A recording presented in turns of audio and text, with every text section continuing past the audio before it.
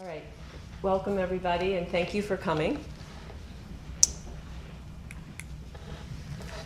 Today we have GPS, satellites, weather tracking, global communication, and that aid our travel. However, in ancient times, and even in not so ancient history, navigating the seas was treacherous. And in addition to storms, hurricanes, pirates, disease, there was risk of wrecking on reefs or rocks, and there was also danger of becoming hopelessly lost at sea. Ancient navigation relied solely on sight, and although the development of reliable navigation tools in the 1700s made it possible to travel beyond the sight of land, navigating coastlines remains today dependent on sighting hazards and landmarks.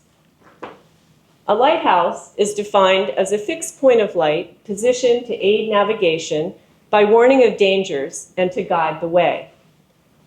Throughout history, beginning with the Phoenicians, the Greeks, and the Romans, lighthouses have been critically important to exploration and to maintaining trade routes.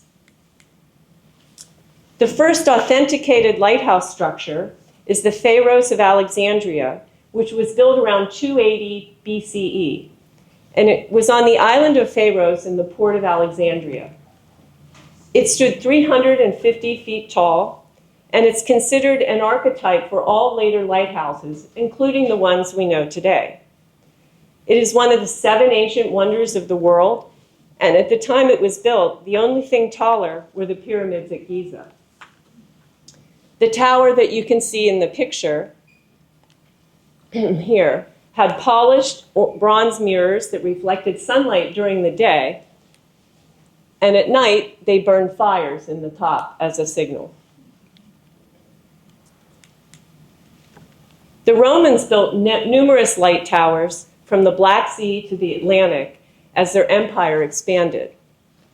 The oldest of these, the Tower of Hercules, which is shown here, is thought to have been modeled on the Pharos of Alexandria and is still in use. Examples of other existing Roman towers are shown here and can be seen in the UK, in Turkey, and in Libya. Now, technological developments on 2 major fronts were significant in the construction of lighthouses over time. First, light sources evolved from fires to coal burners to whale oil or candles. The problem with all of those sources was that the smoke blackened the panes of glass around the flames, making the lighthouse useless. In 1782, the argand oil lamp was created. This was a lamp that burned with a smokeless flame and created 10 times the light of previous lamps of the same size. After that, in 1901, Arthur Kiston developed a vaporized oil burner. This was a kerosene burner that mixed vaporized kerosene under pressure with air, and this was burned to heat an incandescent mantle. Not only was this a cleaner source of light, it was cheaper because it used less kerosene. It was 6 times more powerful than the former oil wick lights, and all that, and it was safer. And then ultimately, lighthouses became powered by electricity. On the other front, there were major improvements in optics, which improved the intensity of the light. Initially, they used parabolic reflectors and mirrors, and then later prisms were used, as in the Fresnel lenses, which were common in many lighthouses after 1821. These used concentric rings of prisms to focus the light. Now, once they figured out how to focus the light and make it more intense, they created the need to rotate the light so that you could see it in all directions. Today, the characteristics of the light frequency or period of that rotation, in addition to the height of the tower, the day marks, which are the characteristic markings visible in daylight, and whether there's a foghorn, are the distinguishing features used by sailors.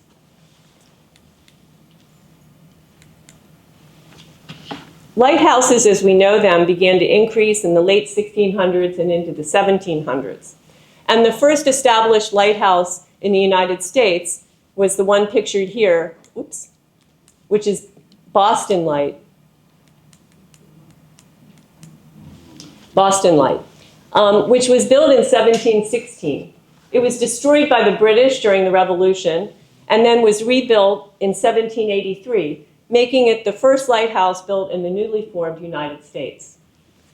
This is also the only remaining lighthouse in operation today that is still maintained by U.S. Coast Guard keepers, thanks to an order of Congress that was passed in 1989.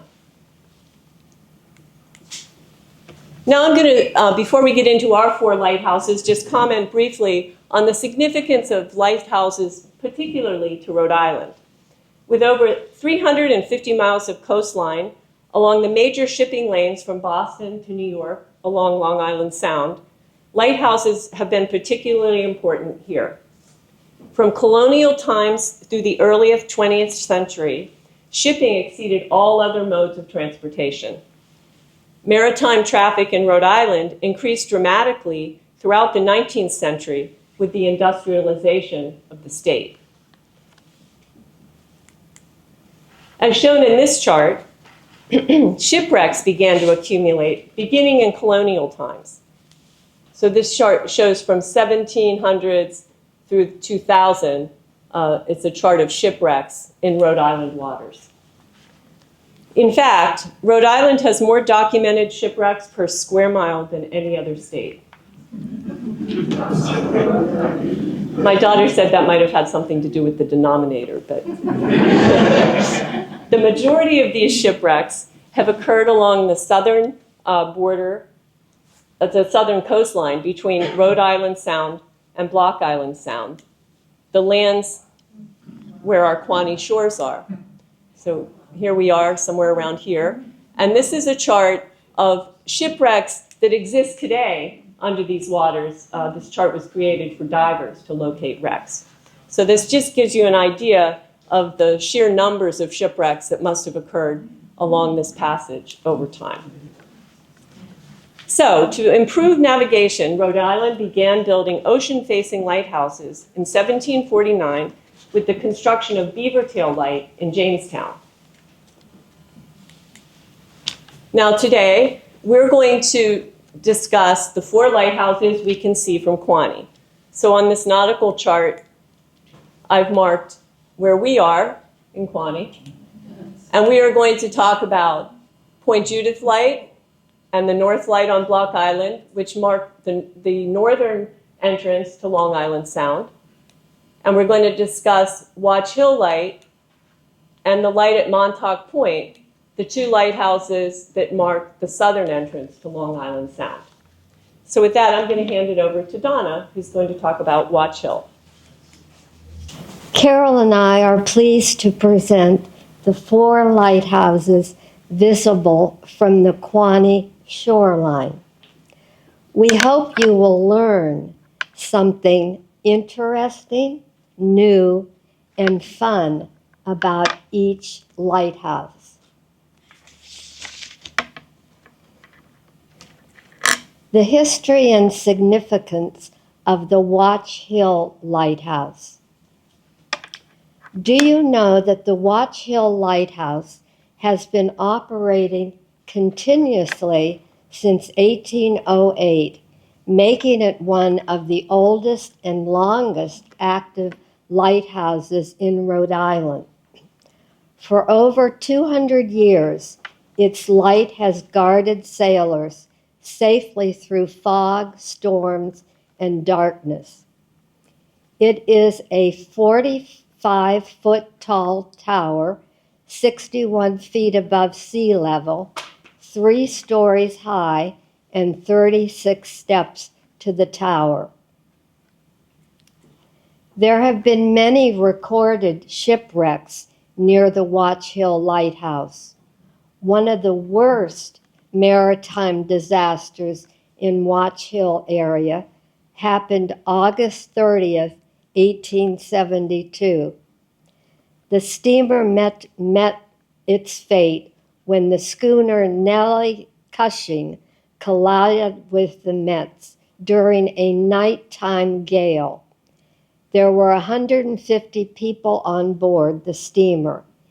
It was on its way from New York to Providence, loaded with cotton cargo. It started sinking fast. The lighthouse keeper, Gerald Crandall, later who received a gold medal for his rescuing, also trained rescue men called surfmen went into the dangerous ocean trying to rescue the passengers. A U.S. cutter, Moccasin, helped along with local residents but unfortunately, 70 passengers lost their lives. 6 years later, a U.S. life-saving station was established at Watch Hill.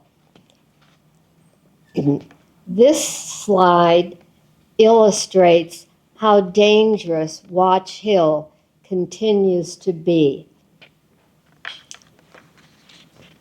Here are some vintage Watch Hill postcards from my collection. The circuit is 1910 to about 1920. The first, meaning A, is titled Watching Rock. People are gathered there on the grounds watching the sea. B, sunbathers on the beach. Note the swim attire and parasols. This beach is now adjacent to Taylor Swift's house. C is a nighttime beacon shining down on the stone wall and rocky coastline. D is a vintage car in the postcard, dates this slide to about 1920. In contrast, look at the current photo of the lighthouse compared to what you just saw with the postcards. What is the origin of the lighthouse name? It was a lookout point for Native Americans and colonists watching for ships and threats that the name became Watch Hill. In 1745, a watchtower was constructed because of the French and Indian War. In 1807, President Thomas Jefferson signed an act to authorize the construction of the lighthouse. It was completed in 1807 out of simple stone. By the mid-19th century, the structure had deteriorated and new advancements required an update. It received brownstone granite from the Westerly Quarry. The light signal at Watch Hill Lighthouse is an alternating red and white flash every 2.5 seconds. It also has a solar power light that flashes red every 6 seconds. The lens that operated in the tower from 1806 to 1986, alerting the sailors at sea, is now displayed in the Watch Hill Lighthouse Museum, located on the property. The lighthouse has a foghorn that produces one blast every 30 seconds. In the beginning, there was a telephone on the lighthouse steps to contact the assistant. The lighthouse did survive the 38 hurricane and Hurricane Carol. This is a photo of the damage after Hurricane Carol. It shows a keeper's young daughter, if you look closely, dressed there in white. sitting near the damaged foghorns. That was 1954. In 1935, the signal was electrified. And then in 1986, the lighthouse became automatic, so there was no need for a lighthouse keeper. Now there is the story of the history of the ownership. In 1807, most American lighthouses were run by the federal government. In 1939, the U.S. Coast Guard assumed control. In 1986, the Watch Hill Lighthouse Keepers Association, known as, the next slide, known as WHLKA, formed a long-term lease from the Coast Guard to preserve the buildings and ground. Then in 2023, the National Historical Lighthouse Preservation transferred the ownership to a nonprofit agency. The WHLKA applied, according to a Lighthouse Digest magazine, the issue November-December 2020, describes this transfer. Then in January 3rd, 2024, the Keepers Association was granted ownership. There is a wonderful tour that they offer on the lighthouse. So if you go back one slide, you'll see the website there. And I would suggest that you go and look at their website and take a picture of their, or watch the tour. The next one.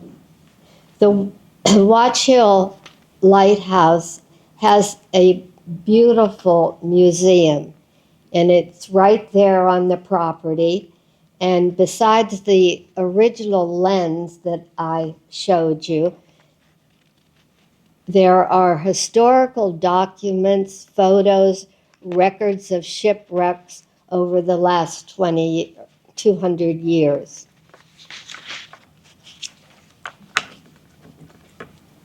The QHS board members took a tour September 9th, 2023. Ann Snowden Johnson, a member of the Keepers Association, conducted the tour.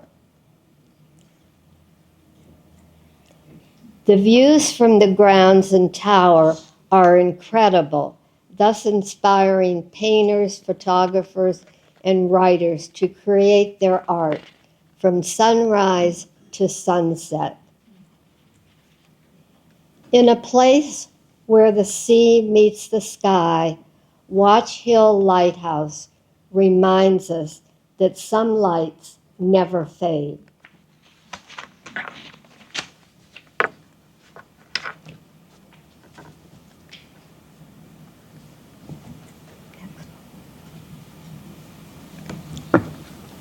I would like to share with you an oral history that I had with Claire Pendleton Carr. I was honored to have a conversation with Claire, who lived in the keeper's house at the Watch Hill Lighthouse when she was a child, circa about the 1930s. Here, that's Claire there, as you can see. Here is her family history. Claire was born September 23rd, 1928, making her 96 years old now. Her mother died when she was 5, and her father, next slide, married Clifford Pendleton. Marjorie Condon's father, Lawrence Condon, was the lighthouse keeper at the Watch Hill Lighthouse during the 1930s. The assistant lightkeeper became ill, so Claire's father, who was a seaman, was asked to take his place. Consequently, Claire and her brother moved into the lighthouse keeper's house. If you will notice on this slide, the house that she lived in was a separate dwelling behind, yes, over there, behind the vintage car. During Claire's time at the lighthouse, she attended grammar school in Westerly, and when she returned from school, she remembered having fun with a Coast Guard officer's son.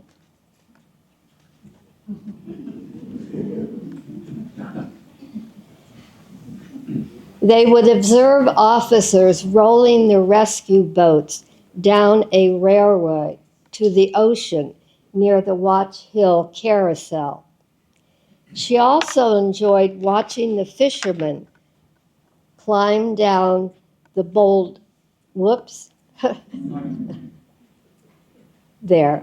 climbing down the dangerous boulders. And this continues today. My husband will tell me there's always fishermen around there. During her stay, she enjoyed the use of a telescope and binoculars. One of the highlights of her stay was when her father took her up the 36 steps to see the light. One of her father's duties as the assistant lightkeeper was to make sure that the light continued burning 24 hours a day, and that required bringing whale oil to the lamps twice a day or night or more. During the winter, when ice formed on the lens, it was his responsibility to scrape it up. Each lighthouse has different signals. This light was red and white, according to Claire. There were many other duties of a lighthouse keeper. He needed to maintain the foghorn. Now that building is the Watch Hill Lighthouse Museum. When Claire ended her stay in the keeper's house, she and her family were invited there for Sunday dinners. It was a time for all family members to gather and enjoy the magnificent ocean. Claire introduced me to the Lighthouse Keeper's Digest magazine. As I stated in the Watch Hill Light story, in 2024, the ownership was transferred to the Watch Hill Lighthouse Keepers Association. A copy of this magazine, and I'll show it to you in a minute, will be in our archive center. It is important because many of the vintage photos I use today are in that magazine. Old Glory still flies as it did when Claire lived in the keeper's house. I'm grateful to Claire for sharing her memories with me. I also wish to thank my friend Ann Doyle for arranging my interview with Claire.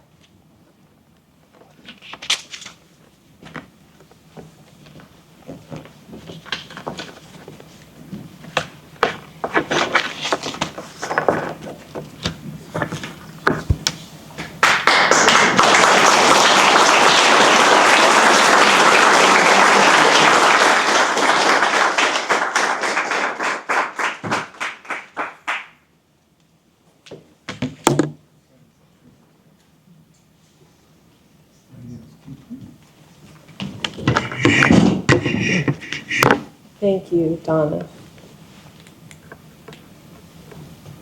So now I'm going to move on and speak about the other lighthouse at the southern entrance to Long Island Sound, the one at Montauk Point in New York. As I mentioned in my introduction, ship traffic to and from New York Harbor intensified after the Revolution. And like the Quonnie coast, the coast around Montauk Point is rocky and hazardous. Thus, as trade from Europe increased, there was increasing need for a beacon to help ships navigate their way. Some of the biggest proponents for a new lighthouse at Montauk Point were members of the newly formed New York Stock Exchange, as many of these individuals invested in overseas trade, and they wanted to ensure that their cargoes made it into New York Harbor or Boston.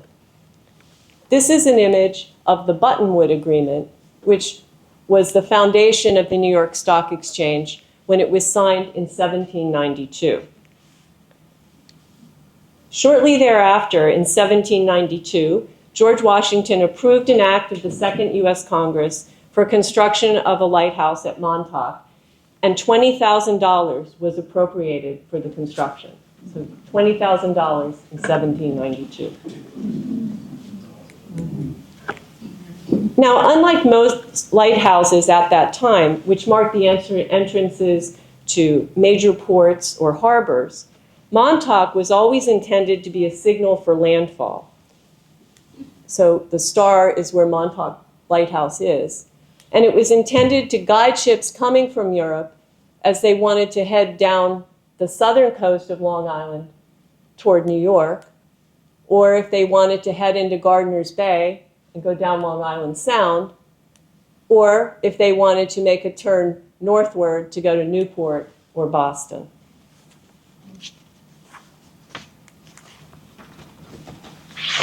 The contract for construction was awarded to a bricklayer named John McComb, who, interestingly, was also the man who built Gracie Mansion in New York City.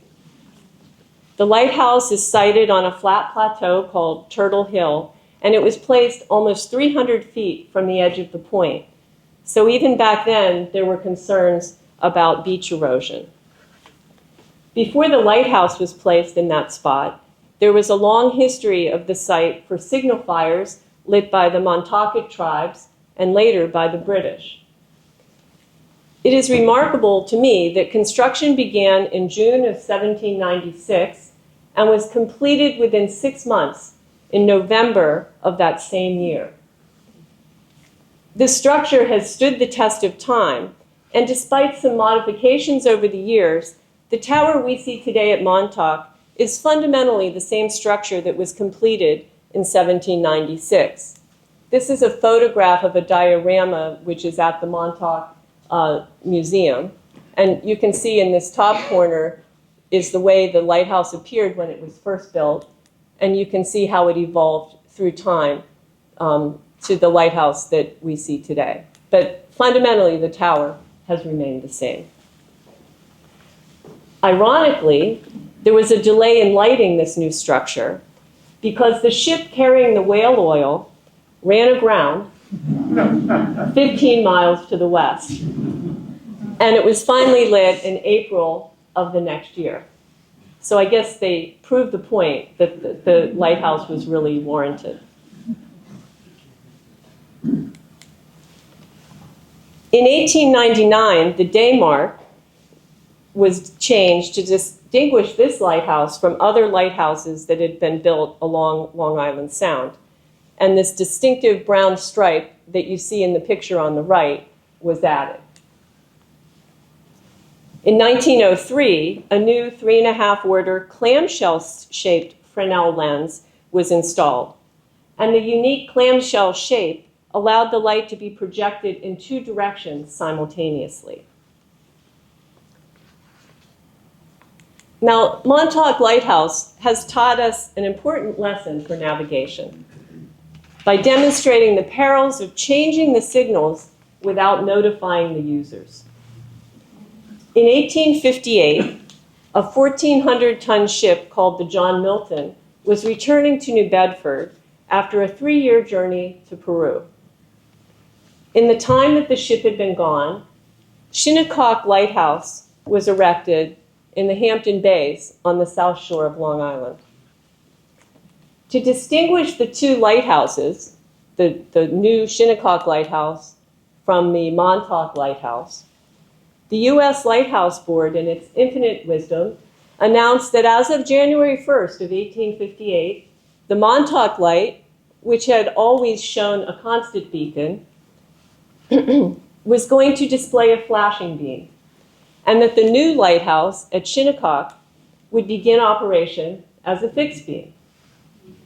1 month after the Shinnecock Lighthouse turned on their light, during a snowstorm, the unsuspecting captain of the John Milton confused the lighthouse he saw here with Montauk.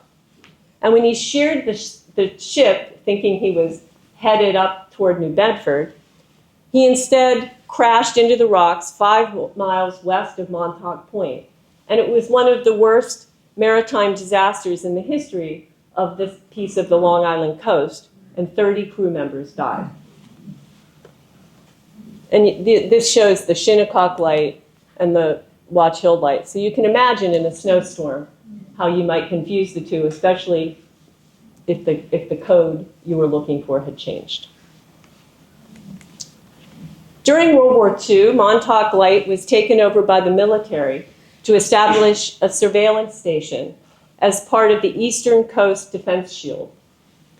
This was shortly after 4 German spies were arrested west of Montauk along the Long Island shore. These men had come from a U-boat and made it ashore.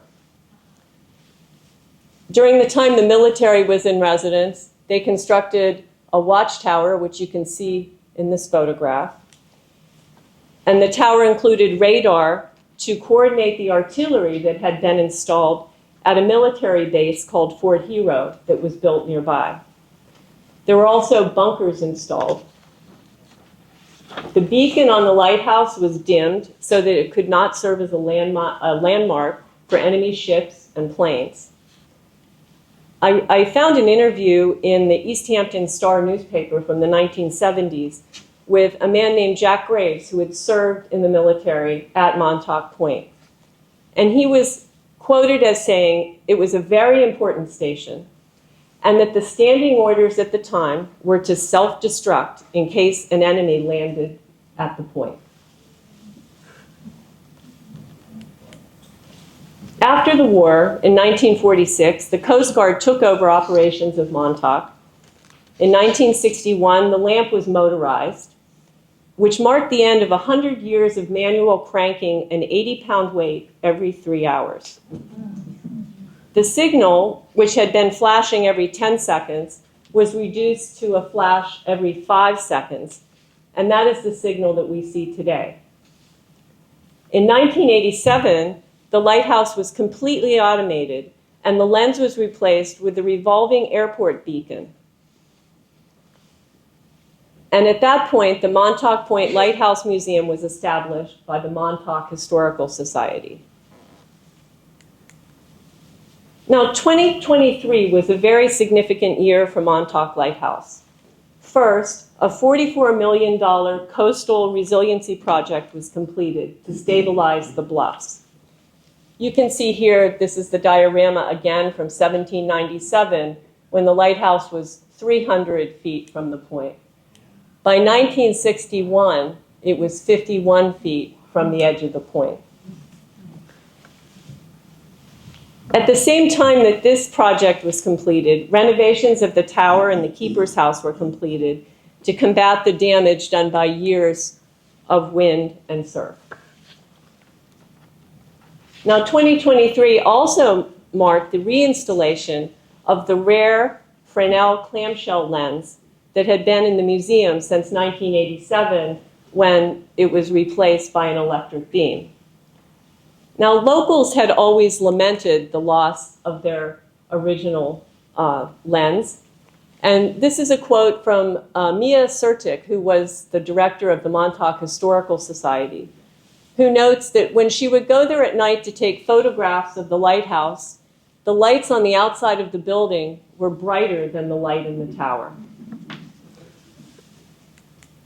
So in 2023, the 1902 lens was reinstalled following a collaborative restoration project completed by the Montauk Historical Society and the U.S. Coast Guard. Well, here you can see the clamshell shape of the lens. Now, as part of this project, the Historical Society continues today to collect detailed data about the upkeep of this lens, which the Coast Guard hopes to use to develop protocols for maintaining the 50 remaining Fresnel lenses that are in use in active lighthouses that they oversee today. So long before the Statue of Liberty was constructed in 1876, Montauk Light was the symbol of welcome to the United States for immigrants arriving by sea. Today, Montauk stands restored to its former glory and remains an iconic symbol of arrival to the United States. Thank you.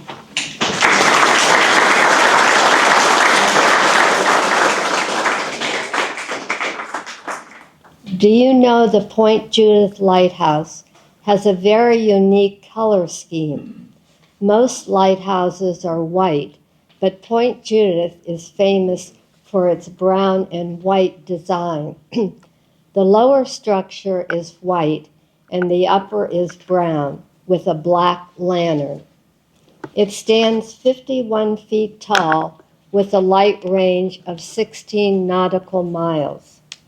The sailors often confused Beavertail Lighthouse with Point Judith, so the color change was applied in 1899. Point Judith Lighthouse sits majestically on a 1-mile-long cape marking the western entrance to where Narragansett Bay meets the Atlantic Ocean. It's considered a dangerous maritime intersection known for fog and its rocky coast.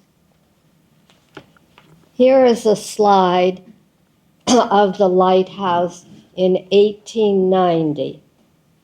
And the next slide is the vintage postcard dated 1910. There have been 3 lighthouses built on the site, 1810, 1816, 1856. 1810, the first official lighthouse, was a 35-foot wooden tower, about $5,000. Here is a photo of the British forces who stole lighting apparatus from several lighthouses during the war, and Point Judith was one of these, ended up in Bermuda. Some were recovered, and Point Judith was lucky enough to get theirs back. In 1815, the initial wooden tower was destroyed, and in 1816, a new stone tower was erected. And then in 1856, the current granite structure was erected. 1907 records show that 22,860 vessels passed Point Judith Light. The area was considered the graveyard of the Atlantic. Over the years, even with the presence of a light and foghorn, many ships have met their end.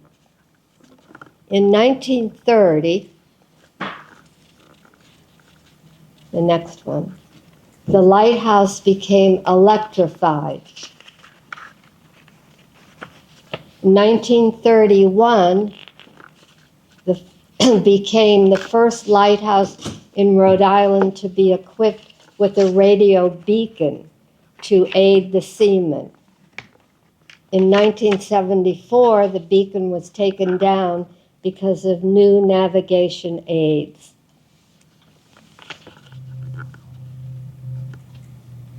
On May 5th, 1945, the German U-boat U-853 launched torpedoes at the SS Black Point, a coal ship, striking the boat and blowing it apart. 12 crew members died and 34 survived. Survivors were rescued by the nearby ships and by the Coast Guard crew stationed at the lighthouse. The fate of the German U-boat is another story which can be found on our QHS website, the program titled The Submarine Battle of Block Island Sound. In 1954, the beacon became fully automated, and at that time, the lighthouse keeper's house was removed. In 2000, an article, and again in the Lighthouse Digest magazine, states that the Point Judith Lighthouse was restored by the Coast Guard. The 3,000 lamp room was removed, and the lens was stored for protection until the restoration was completed. The cost was $200,000. Today, the operation is currently maintained by the U.S. Coast Guard. Lighthouses in Rhode Island use different light signals. They are characterized by the color of the light, the pattern of the flashes, and the duration of the light and darkness. These variations are crucial for safe navigation at sea. The light signal at Point Judith is a group flashing light. There are two theories of the origin of the name Point Judith. One is the name Point Judith comes from a maritime folklore. A young woman was on a sailing ship where the sea encountered a terrible storm. She pleaded with God to save them, and whether or not she was saved, in her memory, they named the area Point Judith. The second theory, it is named for the biblical tribe of Judah. The connection is sometimes drawn because nearby settlements have names with biblical origins, such as Jerusalem and Galilee. It's important to note that the actual origin of the name is uncertain with many historians. And then there's a fun fact. The Point Judith Lighthouse in Narragansett has been honored on a U.S. postage stamp July 13, 2003. Point Judith Lighthouse is a unique Rhode Island treasure, and may it continue to shine its beacon over our waters. I wish to thank Carol and Bob Patrone, and especially Peter Patrone, for his help with my PowerPoint file presentation. Thank you.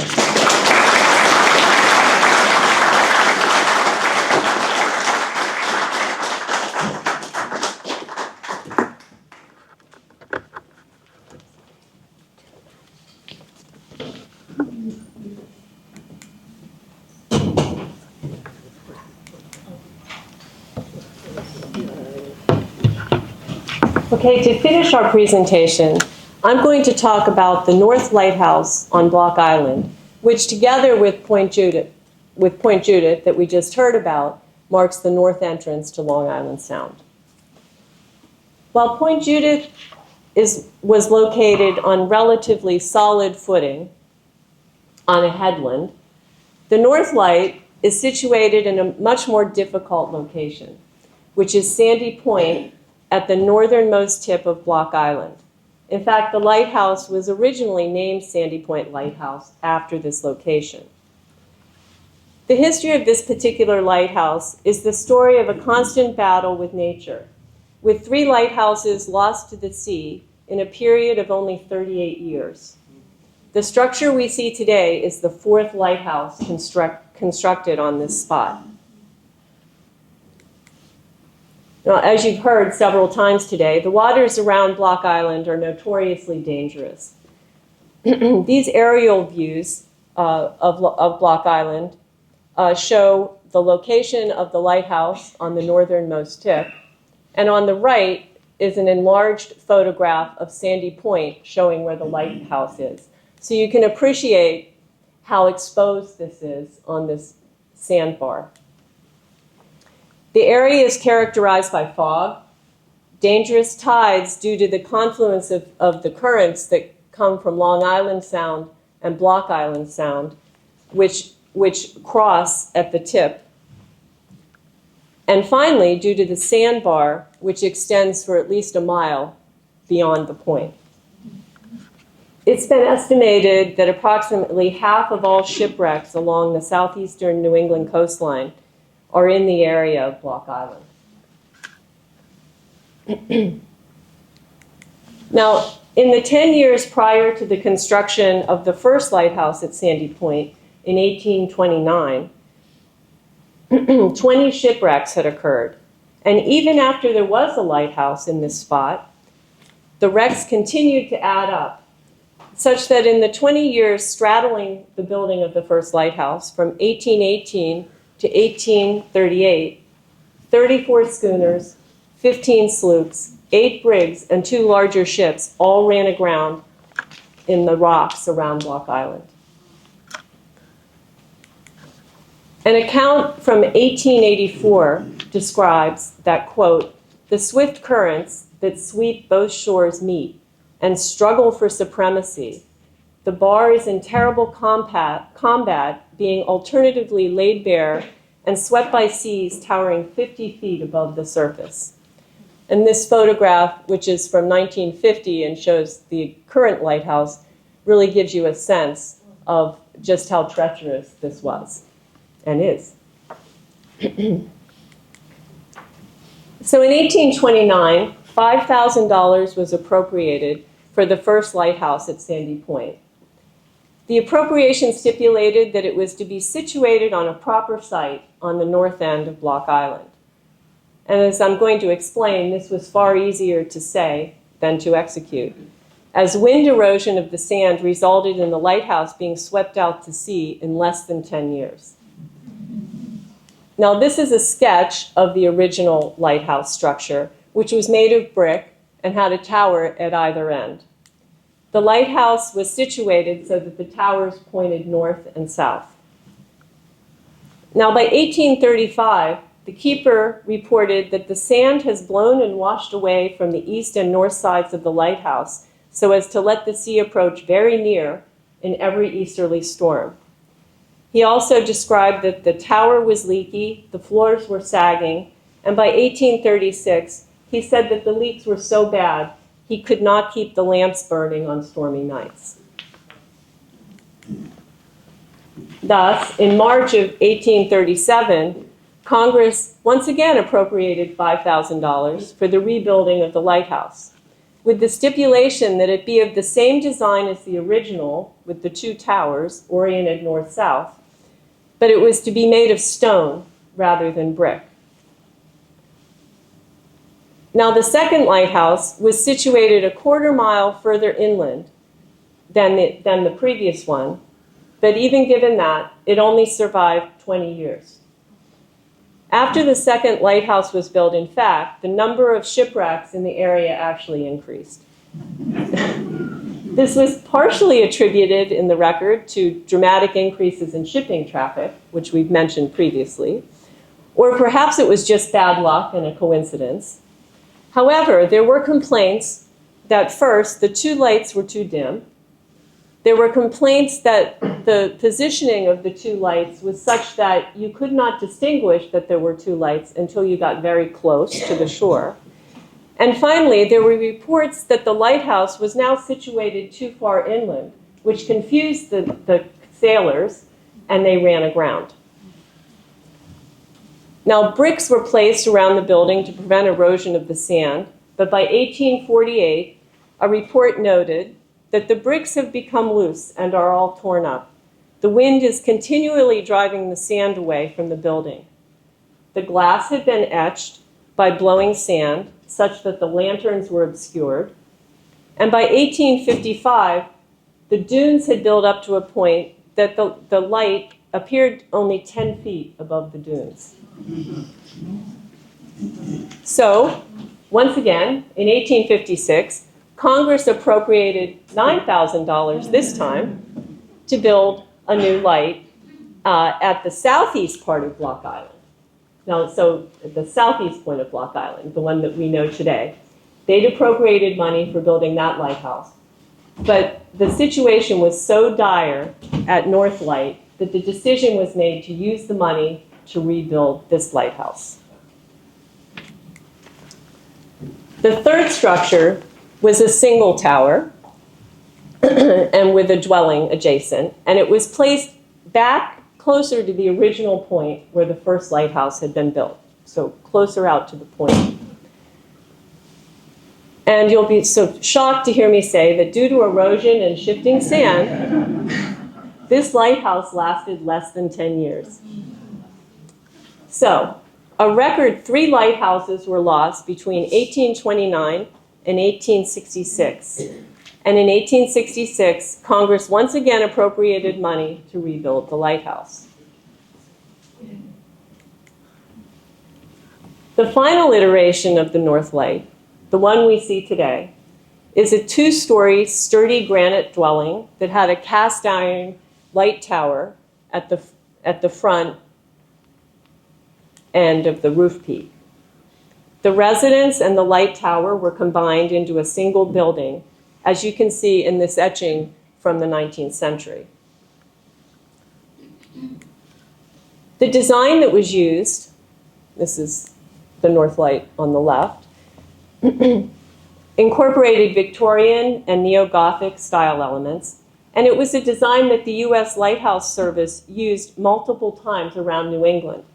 And shown here are 5 lighthouses in New England that you can still see today, and you can see that the structures all have the same basic design as the North Light. The granite blocks were delivered to Block Island by a schooner and were placed on skids and dragged by oxen out to the point. The prior 3rd lighthouse was demolished, and the remains were used to create a protective barrier.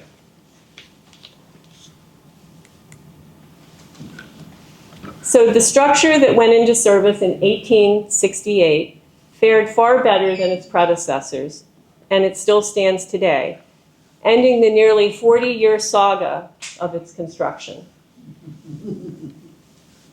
Now, although it is still several hundred feet from the edge of the point, the lighthouse sits only 2 feet above mean high tide today. Just 5 years after the North Light was completed, a chasm caused by shifting sands threatened to claim this lighthouse too. And Congress gave money for grading and facing the surface of the site with paving stones and rocks that they accumulated from the local beach. And this proved to be effective. Now, this is a picture of the modern lighthouse, and they still have a brick facing around the ground, around the foundation.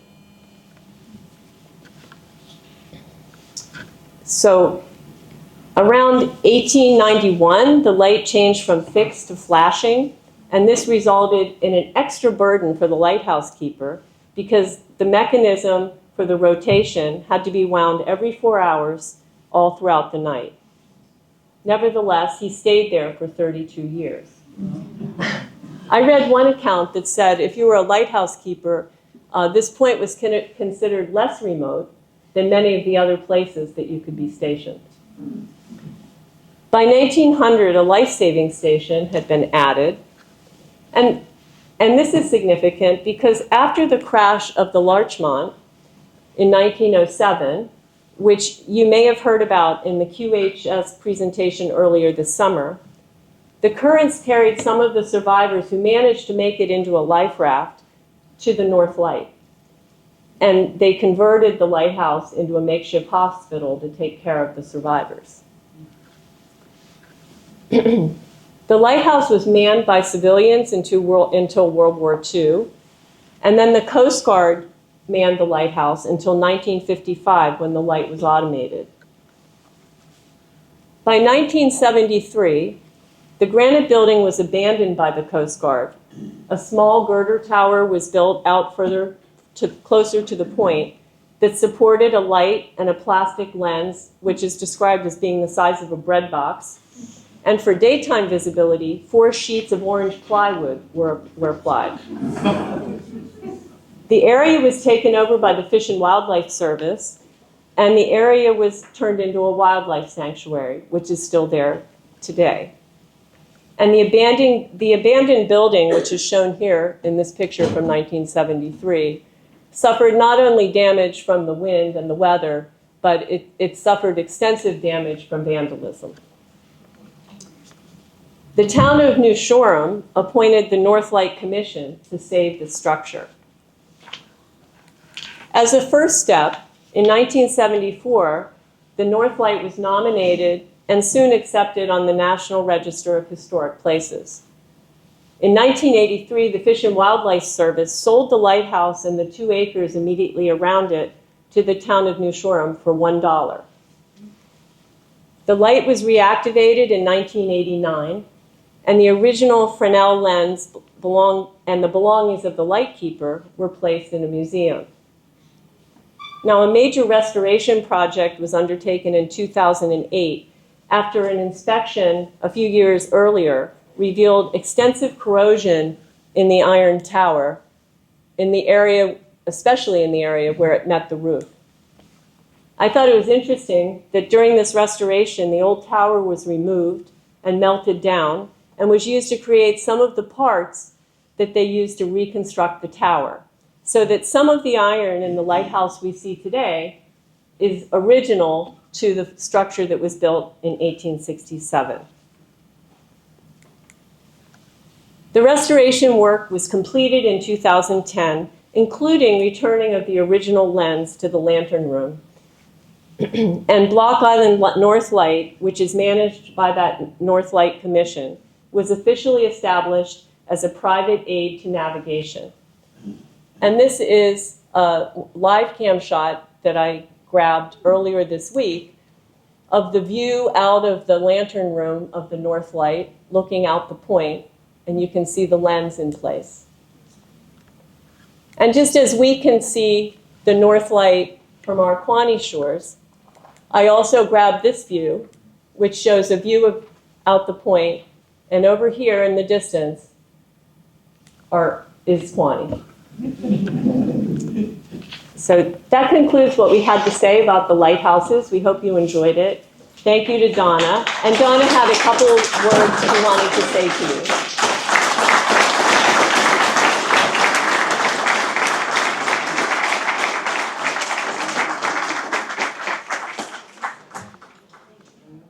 The lighthouse presentation has come to an end.